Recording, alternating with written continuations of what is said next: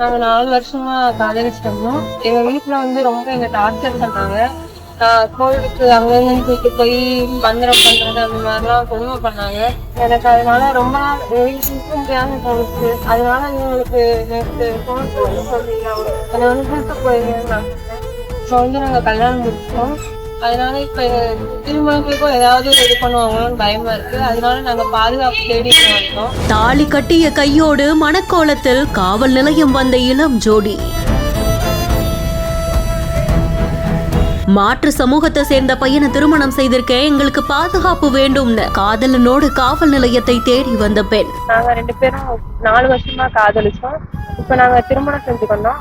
கலப்பு திருமணம் செஞ்சிருக்கோம். எங்க பெற்றோர் வந்து எங்க வீட்டுல வந்து ரொம்ப எதிர்ப்பு தெரிவிக்கிறாங்க.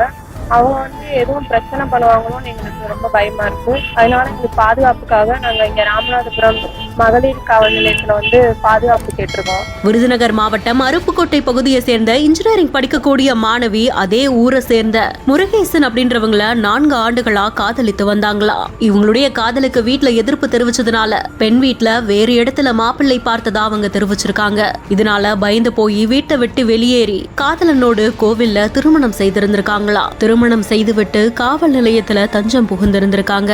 ராமநாதபுரம் அனைத்து மகளிர் காவல் நிலையத்துல இரு வீட்டாரையும் அழைத்து போலீசார் விசாரித்து மேஜருங்கிறதுனால அறிவுரை கூறி அனுப்பி வைத்ததாகவும் கூறப்படுது. இதனால அங்க பெரும் பரபரப்பு ஏற்பட்டிருந்திருக்கு. செய்தி பத்தினா உங்களுடைய கருத்துக்களை கமெண்ட் செக்ஷன்ல சொல்லுங்க. மேலும் செய்திகளுக்கு பிஹைண்ட் ஃபாலோ பண்ணிக்கோங்க.